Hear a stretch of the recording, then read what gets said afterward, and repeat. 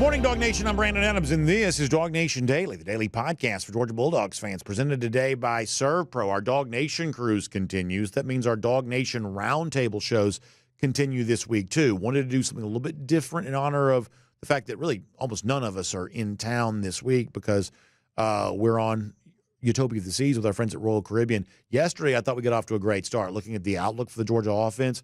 We're going to do some of that today related to the outlook for the Georgia defense. And obviously, the standard on that side of the ball, pretty high.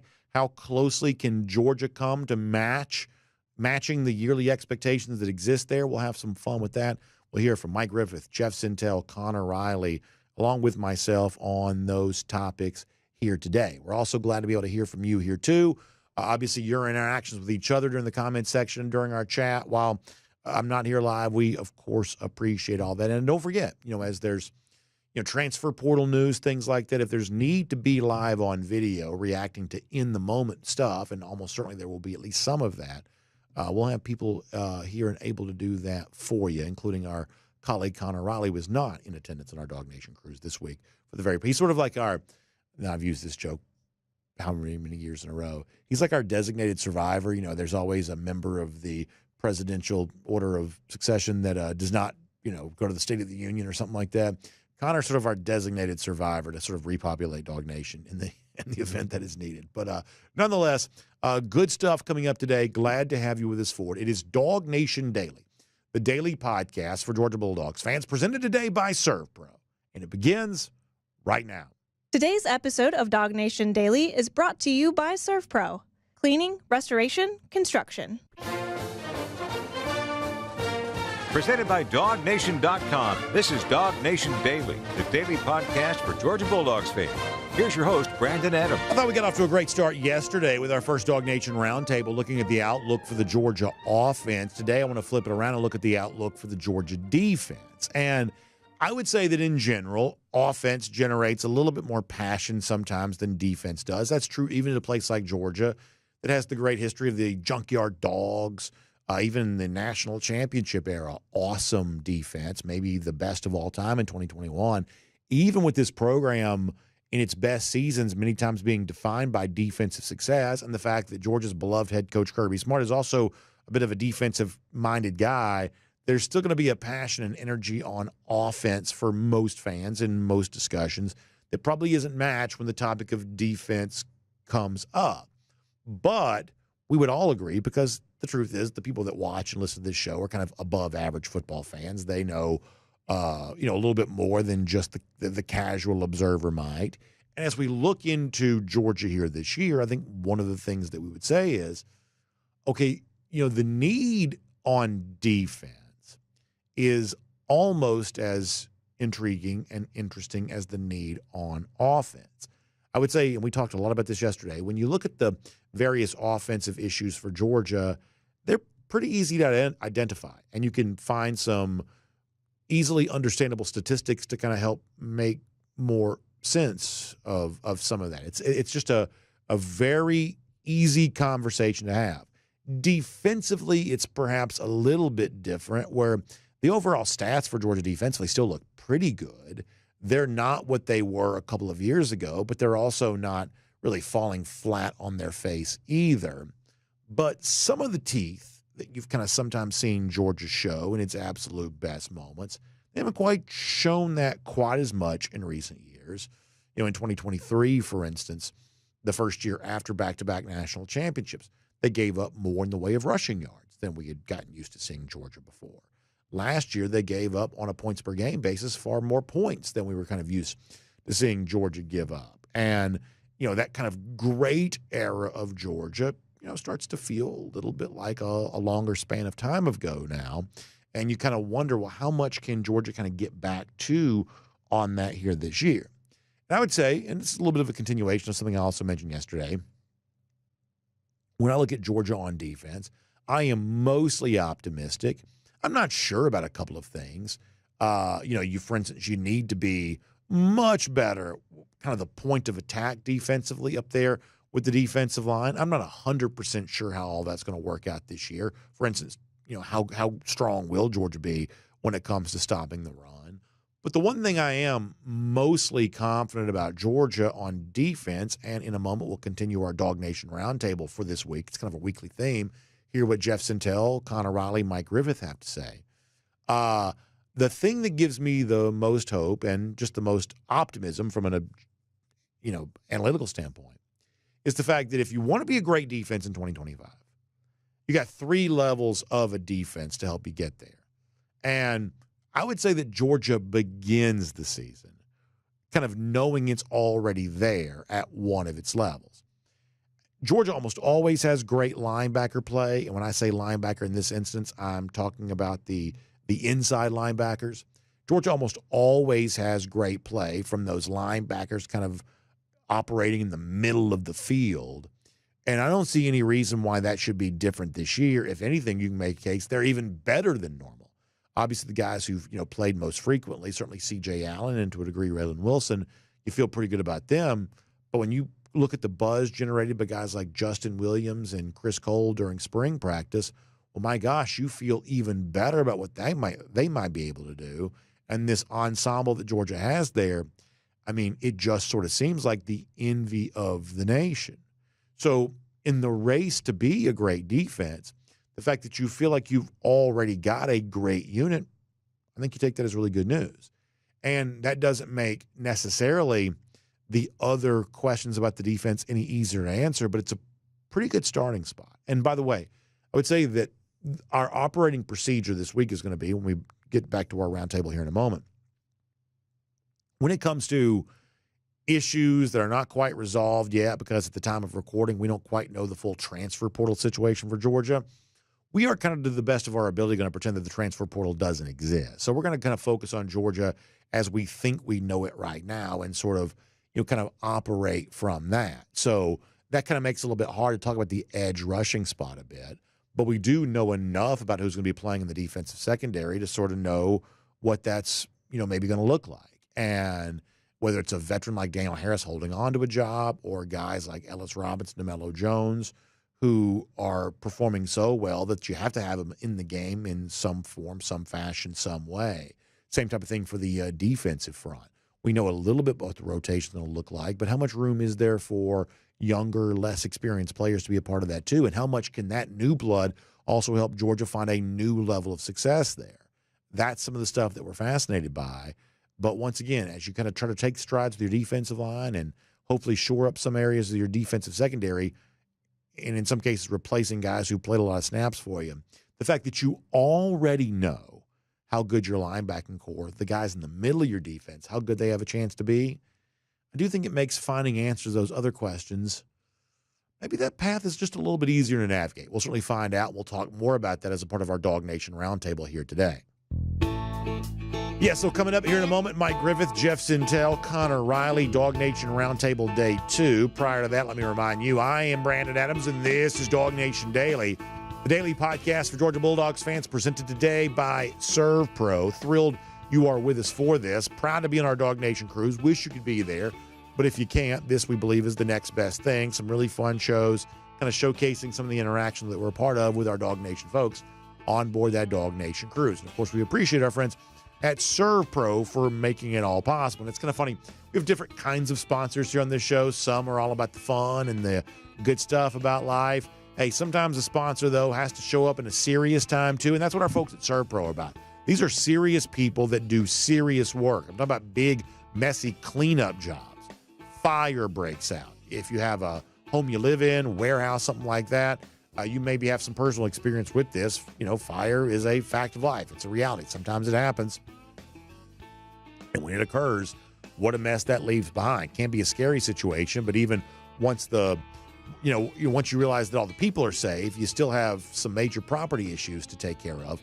Our friends at ServPro understand that. How about water intrusion? How about leaky roofs? How about weather catastrophes? All those types of things that can kind of create big cleanups. That's what our friends at ServPro are all about. They're restoration specialists, want to step in and do good work for you in a situation like that, to get it all put back together like it never even happened. That's kind of always been their fun tagline, because it's the sort of slogan you can create when you hear that feeling expressed by people over and over again. And that's what ServPro certainly does. They hear from people who, when disaster sort of strikes you and property that you own, you do want to wave a magic wand if you could, but since you can't do that, the very next best thing are our friends from ServPro. So I want you to find them online. It's servpro.com, S-E-R-V, servpro.com for more on that. Each franchise independently owned and operated. They are restoration specialists. They know how to get you cleaned up. They know how to get your property restored to its previous condition. So let the restoration specialists of ServPro do great work for you here today. Now, we've got some specialists getting ready to do great work. It's our DawgNation specialists, Connor Riley, Jeff Sintel, Mike Riveth. It's our DawgNation Roundtable. We're going to dive deeper into exactly what the outlook is for the Georgia defense this year and how do they meet the standard required to be back in championship contention here in 2025. I think it's a fun conversation. I'm ready to have it. Day 2 for our DawgNation Roundtable. I hope you enjoy it.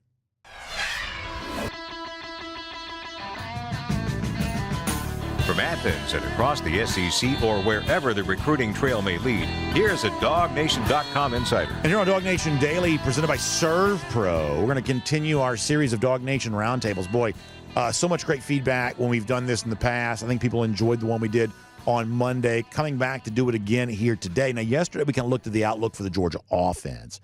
I want to kind of zero in a little bit more for the outlook for the Georgia defense. And I want to begin in very much the similar fashion we did yesterday, kind of looking at the most important player on that side of the ball. Of the 3 levels of the defense, I would say that the linebacking core probably more firmly established for Georgia than maybe its defensive line or its defensive secondary. So perhaps that's going to shade the answers here a bit. But, Mike, let me begin with you on this. Who do you think Georgia's most important defensive player is for 2025? Well, I'm excited about the question, and I'm excited about the roundtable, but the longtime viewers will know it is cover 4. But we'll call it the roundtable because that is the politically correct way to describe this segment. The guy that I've been excited about since he came on campus and since he took down a 230-pound grown man in the open field is KJ Balden. I mean, this guy is so dynamic. I go back to the KJ Balden flip, and little did I realize at the time just what it would mean. But this young man is so impressive in so many different ways. His playmaking, the heart that he plays with, his football IQ. I know that Kirby's kind of tried to keep the waters calm and say, hey, KJ's not there yet. He needs to continue to show improvement. I don't know if Kirby's got a nickname for him yet, but I'm sensing a little Richard LeCounte love for KJ, the way Kirby's going to stay on KJ Balden. But I see him as a playmaker and a difference maker. And if there's one area that Kirby Smart has not been happy with, it's the amount of interceptions and turnovers that the defense has produced. Now, there's obviously a lot of other key players. We could look at the edge position, obviously the defensive line. Georgia's got outstanding linebackers. But when I think about guys that can turn it around in one play, I like to think about guys in the secondary. I reflect on Christopher Smith, the pick 6 against Clemson, the fumble return off the block punt against LSU. KJ Balden has that it factor. So I'm going to identify KJ Balden as the guy that I think is just going to be a household name. Like I said, he's exciting. He's got a great attitude. He plays bigger than his frame. He excels in the big moments.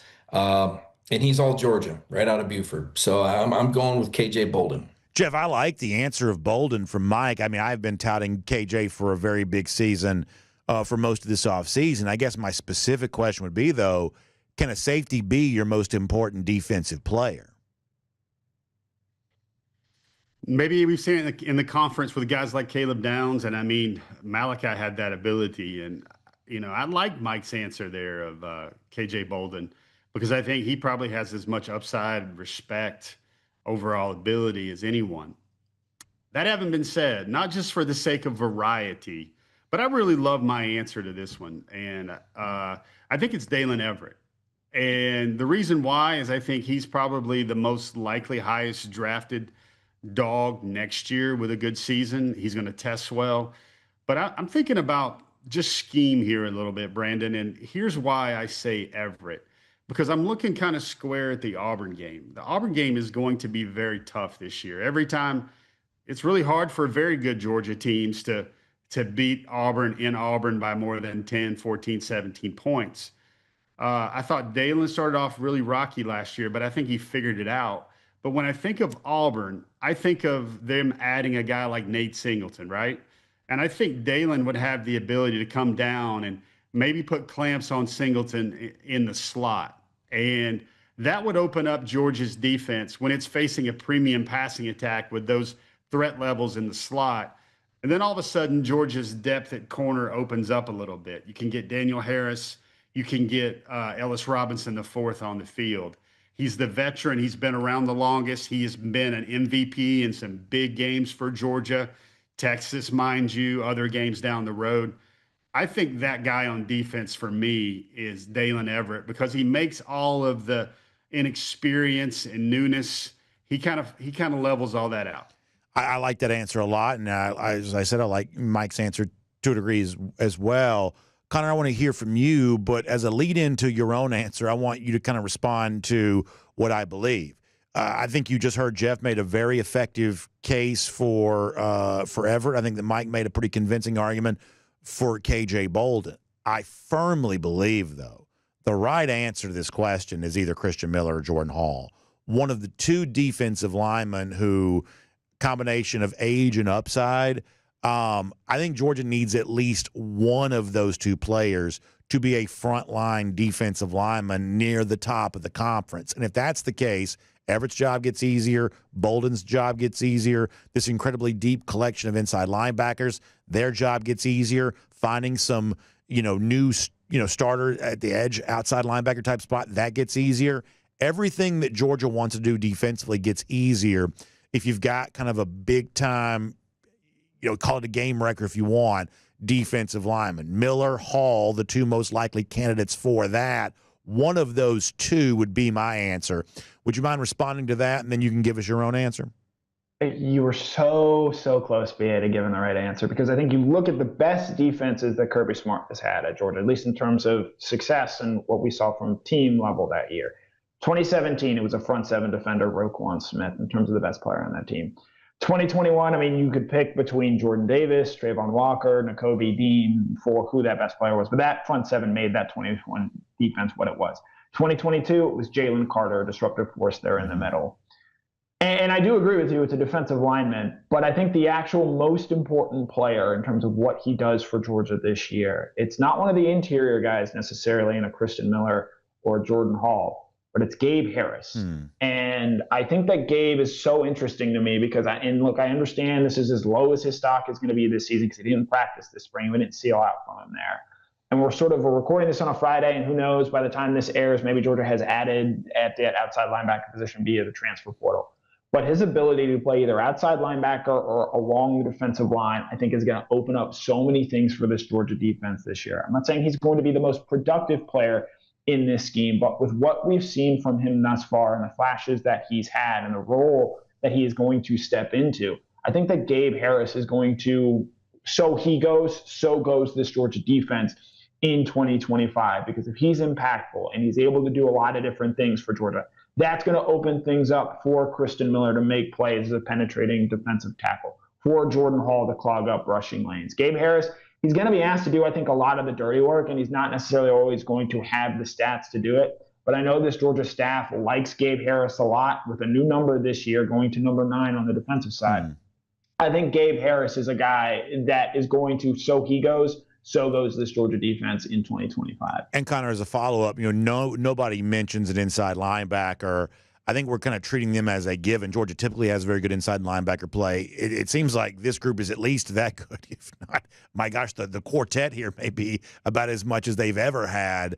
So maybe not ranking as the most important, but I mean, when you talk about the overall depth level, the overall just exceptional level of linebacker play, this quartet of the two guys we expect to kind of be sort of starter level between C.J. Allen and Raylan Wilson, and the two young backups between Chris Cole and Justin Williams. Yeah, Justin Williams, excuse me. They may even be even better by the time the year's done. That quartet of inside linebackers is as good as it gets. Yeah, earnestly, you can't say the inside or any of those inside linebackers as the most important player for the defense, because I think each one of us could give a different answer into which one of those four linebackers has the best season at Georgia. C.J. Allen, the veteran. Raylan Wilson has played a ton of snaps as well. Chris Cole, I thought that was for sure going to be Jeff's answer, just in terms of the versatility that he brings to the table there. And Justin Williams was better than all of them on G-Day with what we saw out of him out there. So I think that this inside linebacker room, it's going to be the most talented room on the team. I don't know who's going to be the best one. I don't know who's going to be the fourth best one. But those guys are going to make such an impact for this team. You just don't know game to game, I think, who is going to be the best one in that room. And something else that Connor mentions, and Mike kind of brought this up on the Monday show a little bit, is we're obviously doing this somewhat with our hands tied behind our back because the transfer portal is open as we speak. Georgia's making moves. Now, as we're on the DawgNation cruise, Connor Riley kind of have to sort of stay back on the home front. And if somebody comes to Georgia or if somebody unexpected leaves Georgia, then obviously Connor will have certainly plenty of written coverage at DawgNation.com and breaking in via video when appropriate too. But for the sake of our conversation, the only way we can have this right now is to sort of pretend the transfer portal doesn't exist. We expect Georgia to add an edge rusher, defensive end / outside linebacker. Of course we do. By the time you hear this, they may very well have done that, at least, a commitment. But for the purpose of our conversation, we sort of have to pretend like this doesn't, that idea doesn't necessarily exist, although during the week, there'll be plenty of coverage of all that as it happens. Moving on to something different here, though, and Jeff, I want to start with you on this. If I were to ask y'all yesterday when we were talking about the offense, hey, what's the biggest need for improvement? Well, that becomes a pretty easy thing to discuss. Georgia had its issues with the offensive line a year ago, not successful running the ball. There was also the wide receiver drops. We have well-documented, evidence for where Georgia needed to get better offensively. It's one of the reasons why that's dominated the offseason discussion so much. But really, certainly from the highest heights of where it was a couple of years ago, this Georgia defense has regressed a bit too. Still a very good group, but not the sort of national championship level that it most recently was in 2022. So perhaps an undercovered discussion here. What do you think Georgia needs the most improvement defensively? I think it's tackling, Brandon. I think Georgia's standard about getting the guy on the ground dropped. I don't know whether that was, theories are out there, like tinfoil hat theories are out there, like preparing to play a 16-game season that long. You had to keep your guys up. You didn't practice that much as hard because you had to preserve your player assets. But I think, listen, there's a lot of things about what made last season unique in its own ways. I think Georgia couldn't run the ball. I think it was the toughest schedule they've ever had. I think they didn't really tackle well defensively. Like, they didn't stop the run the way they had to. And if I had to zoom in on, maybe I had a broad perspective on your question, because that's just where my mind went. If I had to zoom in, I think Georgia has to get restocked with capable plus players in the SEC at the edge defensive end position. There's no more Michael. There's no more Jalen Walker, who freelanced out there. There's no more Chaz Chambliss, who I think is going to be sorely missed just for his ability to do his role, to set the edge, to stop the run, and just to be a physical enforcer that found his way to the quarterback 6 or 7 times a year. I think that's very important. And I really like Gabe Harris, the pick from Connor in our last topic. But I think we also, I'm going to give a little bit of roses here in the middle of this. I think the name Quintavious Johnson deserves to be mentioned here as well, because the light started to come on for him in spring practice, even a little bit more. Now, he was injured. He looked like he had an ankle as he was walking off the game in G-Day. But I think the kind of committee, and that might include transfers from Army, transfers from across the SEC, maybe not across the SEC, but I mean the ACC. I think they'll get help there at the edge and the defensive end spot. But I think remember, guys, I have to share this story. That's a high school quarterback right there who had 5 rushing touchdowns in a game and scored a bunch of points. That's now one of the most impressive looking prospects on the hoof that NFL scouts will get to see in Athens. So I think that big area, Georgia can tackle about to the standard they were a couple years ago. And then also they can get production and really good play out of, especially stopping the run at that edge spot. I think that would go work wonders for Georgia to kind of get back to that top 5 defense in the country.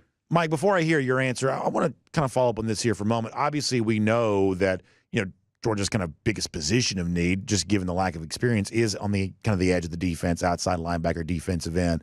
And names come up here a lot, like, for instance, Mykel Williams. And listen, Williams is going to be a very high-drafted player. We know that, early first round. And he obviously had a great game last year against Texas in October in Austin. And a lot of this was due to injury. I understand that. But I don't really think of Williams as having a great year a season ago. He was banged up, and, maybe we didn't get to see the best of him because of that. So, when we kind of talk about, need for improvement, need to find more players, the actual level of play on the outside edge for Georgia a year ago, even with guys who are going to be high draft picks, at times, I don't know how high it actually was. Well, I think that's a fair point. I know that at times that, we saw double teams there. Teams had to account for Mykel Williams. And to your point, he was injured in some games at 70%. So there were games that he wasn't dynamic that Georgia won, and there were games he wasn't dynamic that Georgia lost. Fortunately, he did show up and have a big game against Texas. I know Steve Sarkisian was lamenting that after the game when he was chasing Ewers out of the pocket and Jalen Walker was recording the sack. I wish I could get more creative and imaginative, but I'm with Connor and Jeff when I talk about Gabe Harris and Quintavious Johnson. And these are guys that, the bell absolutely has to ring for. And to your point, there has been some discussion about Georgia adding an edge in the portal. Not sure how impactful that person will be. If they do land him, he would be on this list too, because that edge position is the flashing red light that Georgia does not appear to have the experienced playmaker that they seemingly have always had. Now, I'm not sure that Damon Johnson would have been that guy. He transferred out. He was in position to. Whatever his salary request was or playing snaps request, Georgia didn't meet that request. And so they have some confidence, obviously, in Gabe and Quintavious or the ability to get an edge. But that is definitely the position that I have circled. And I say improvement just because we don't know who it is. And we're presuming, and I think correctly so, that they're not going to be at the level that Mykel Williams was when healthy and when playing last year. And we know how important that position has been for Georgia's kind of a strike force position, move that guy around a little bit, play make with him. There's been some really talented guys there, first-round picks. And we're just presuming, I suppose, and I'm on board with this too, that whoever's there will need some improvement to rise up to that first-round elite level that we've seen from Georgia at that spot. Interesting stuff here, Connor. To me, this one's kind of simple, though. I mean, obviously you kind of focus on, where you need additional players to sort of step up. You're trying to find guys who can play, and I get that. But the story of Georgia the last 2 years is they went from, even in like the pre-national championship era, Georgia didn't give up rushing yards to anyone. I'm talking about when they were waiting to break through at the national elite level, they just didn't give up rushing yards. Well, they've been, kind of outside the top 30 last year, about 30th best in yards per game allowed in 2023, outside the top 30, like 36th, something like that in 2024. I mean, to me, the real untold story for Georgia, and Kirby Smart obviously addressed this during spring practice, this team just the last 2 years has given up far more rushing yards than it used to. If they can reduce that number, then everything gets easier, doesn't it? Yeah, and it's why Jeff's point on tackling, I think, is so important. And with what Kirby said at the end of spring practice with where they are on the defensive line, and it's why they're also looking at the transfer portal as a way to add more defensive linemen because they dealt with injuries throughout last season. And so this group going into 2025, as you point out, Brandon, they are a young group and an unproven group. Christian Miller is probably the most proven of the every down defensive lineman that they have. And even he has just been a rotational player in his time at Georgia. Jordan Hall was a lost season for him a year ago. The same could be said for Joseph Jonah Ajayi. Both those guys are former five-star prospects. And so there's talent on this Georgia defensive line. Even Elijah Griffin, I think, is someone who's going to come in and play a role as a freshman.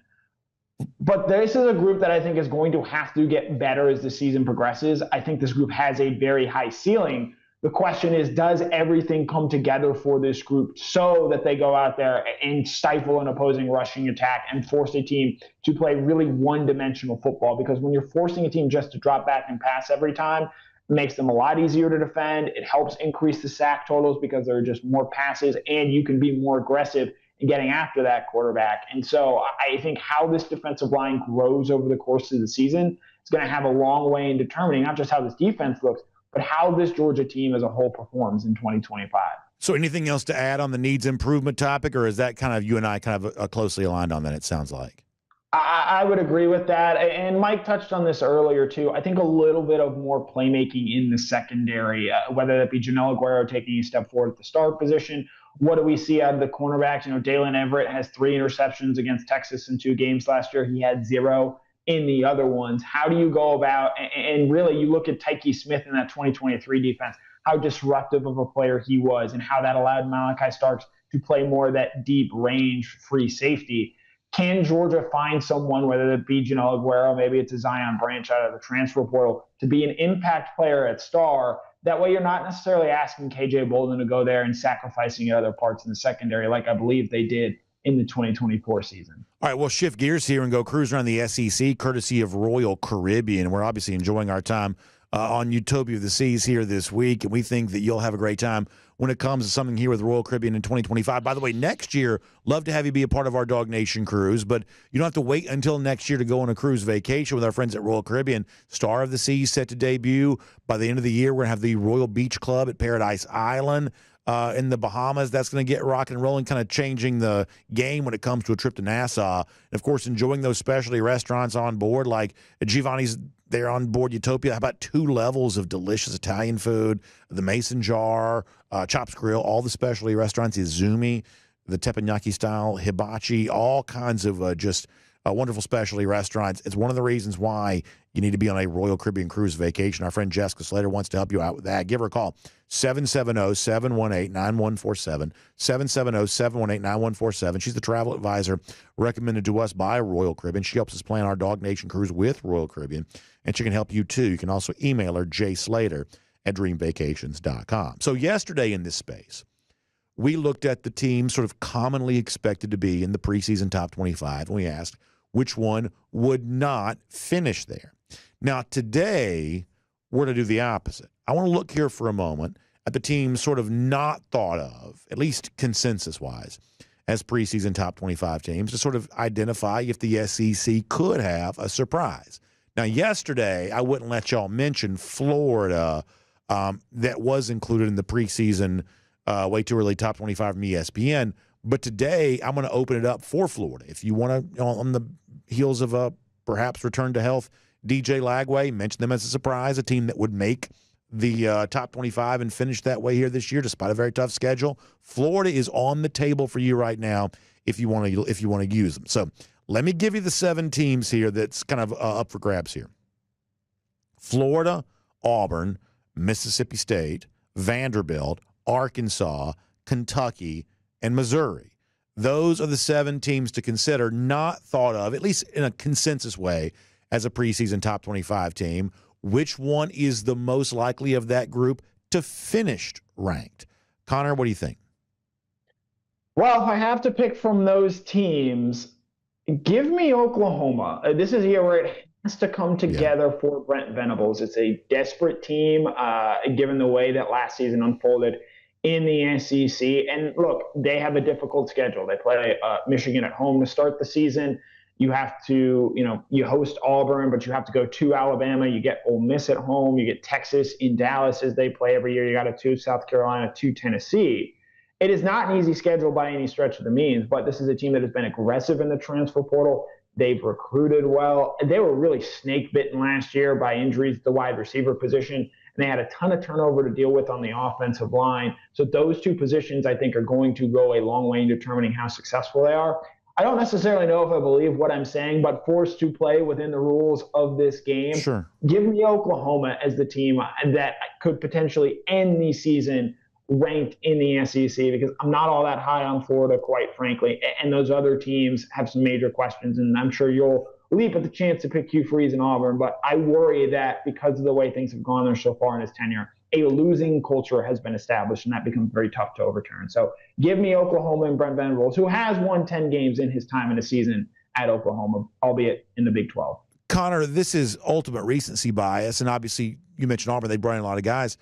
Has Oklahoma been the most aggressive SEC team in the transfer portal when you factor the Washington State quarterback and Jay Knott in recent days?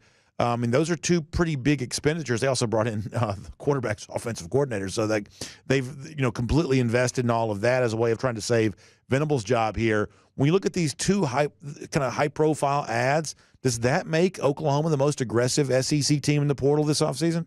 I certainly think, them and LSU are the two teams that have, in different ways, I think, gone after the transfer portal. I think Oklahoma is maybe now mixing both the star power with just taking a lot of different guys to help show up their needs, whereas I think LSU targeted a few specific positions and were willing to spend whatever they could to get guys at the edge rusher position, at wide receiver, help out on the offensive line. So LSU and Oklahoma, ironically, LSU was a team that I was going to say if we could open it up to everyone, I think LSU is going to make the college football playoff in 2025. And so I think that would be a surprise to some. But Oklahoma and LSU have definitely been very aggressive in the transfer portal this offseason. And Connor is right. I mean, I'm certainly no Auburn fan, but I am pretty high on a pretty big turnaround for them. In fact, I was saying during the fall last year that I thought Auburn would have a turnaround season this year. And I think thus far they're fairly well set up to be able to do that. I think it's going to be a really tough road game for Georgia, as Jordan-Hare Stadium kind of used to be. In recent years, sort of maybe hasn't been, although I guess 2023 was a tricky game. But the point is I do believe that the Georgia schedule that is thought to be easier on paper than it was a year ago, when you factor turnaround seasons for Georgia rivals, maybe by the time these games are played, there isn't a whole lot of greater ease with this particular schedule. I do like Auburn for a bounce back here this year. Mike, how about for you? The 7 teams, once again, Oklahoma, Missouri, Kentucky, Arkansas, Vanderbilt, Mississippi State, Auburn, and Florida. By the way, if anybody can make a case for Mississippi State, I'll give you a crisp $10 bill. But of those 7 teams, not likely to be preseason top 25 teams, which one do you think is most likely to finish ranked? Well, I'm not going to take the free pass on Florida because they are preseason top 25. I think Lagway makes him that. And if he's healthy, I don't think there's any question. You think they'll be a preseason AP top? Because it's one thing for and you know this, Mike. It's one thing for so-and-so at blah-blah-blah.com to put them in there. You think your colleagues in the AP are going to make Florida preseason top 25 team? Because I do not.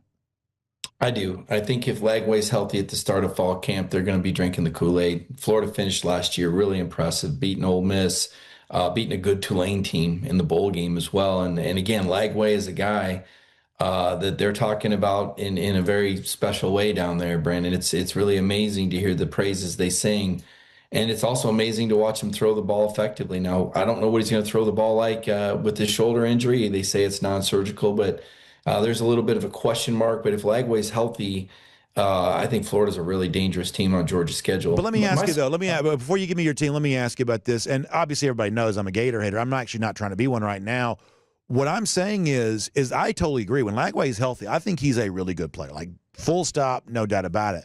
But when the SEC a couple of years ago made the decision, instead of kind of putting a sort of a permanent schedule rotation in place, when they made the decision to just sort of flip-flop the year 1, year 2 expanded schedule stuff, I mean, Florida had to be viewed as one of the big losers on that, because even though you drop like a non-conference game like, say, UCF, the truth is the Florida schedule in the league is just as tough this year as it was a year ago. The same thing we were doing a year ago, we just re-racked that same conversation.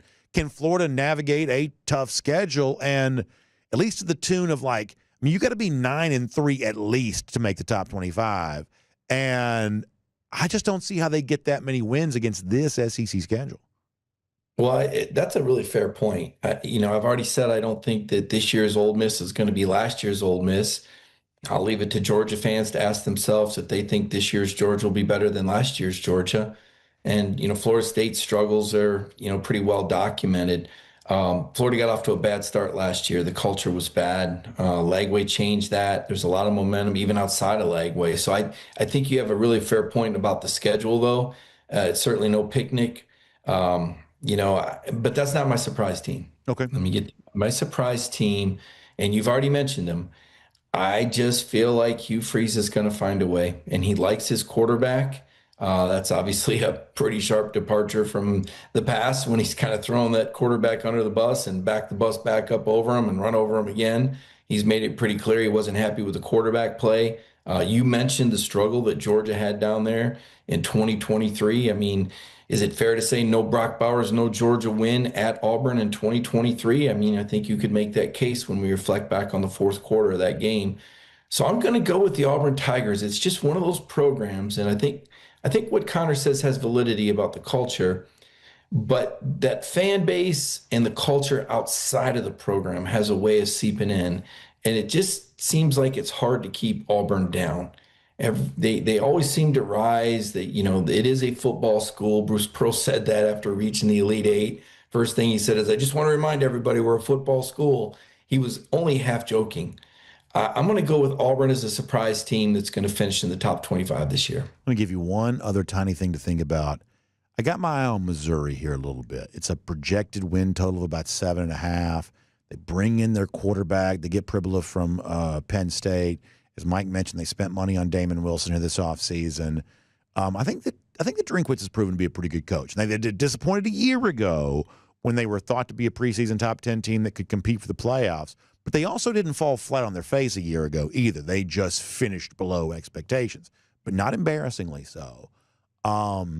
If we say 9 wins, what you need to be in the top 25, they may be a little closer to that maybe than the early preseason chatter would suggest. Either way, we'll call that cruising around the SEC, courtesy of Royal Caribbean, and we'll see you back here tomorrow for another edition of our DawgNation Roundtable.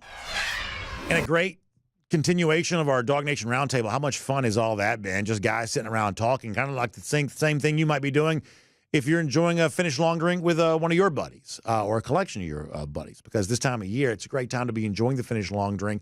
I love it when I'm playing golf. I love it when I'm doing anything, really, but especially kind of like hanging out outside, springtime of year. I think it always goes great with that, whether it's the peach-flavored version and the peach can, the long drink zero, that's no carbs, no sugar. I need a lot of that, I can promise you. After a Royal Caribbean cruise vacation, the no carbs, no sugar, certainly always a good choice. My favorite, though, is probably still the traditional citrus. That's the blue can, the grapefruit flavor, the gin kick. It's a ready-to-drink cocktail, and in this category of beverage, we think the finished long drink kind of dominates from a flavor standpoint. So whichever variety you think you might like, long drink, strong, whatever you think your proper choice is, I can promise you there's one out there for you. So go to thelongdrink.com. You can find out where you can get some, kind of the story about how it ended up as a big part of what we do here at DawgNation, the celebrity investors who've helped spread the word about it, all kinds of fun stuff, all of it for you online, thelongdrink.com. So tomorrow we'll come back, we'll do our DawgNation Roundtable again, in particular a closer look at some of the Georgia freshmen, impact players on both sides of the ball. I think that's really fun, and it kind of turns into a little bit of talk about redshirt freshmen too, so a lot of that is on the way tomorrow. I think you're going to really like that. We'll get back to Golden Shoes again next week, obviously not here live while we're on our DawgNation cruise, but we're still doing the Gator Hater Updater. And one of the most challenging things, frankly, I have to do is one of these weeks when I'm not live is sort of do the math ahead of time to sort of figure out where we're going with that. How about 1,627 days? That's how long it's been since Florida has beaten Georgia. That is our Gator Hater Updater. We hope all of you have a great day. We'll continue to monitor the action of the transfer portal. DawgNation will have all the coverage for you on that, getting ready for the NFL draft. We may be on the cruise, but the work at DawgNation continues, so stay close to it. And we'll see you tomorrow. DawgNation Daily, presented by ServPro. And on video, time now for the R.S. Andrews Cool Down. R.S. Andrews is the one you turn to for your air conditioning, heating, plumbing, and electric needs. They show up on time. They do the work that's promised, the price that's promised. You can trust them on all of that.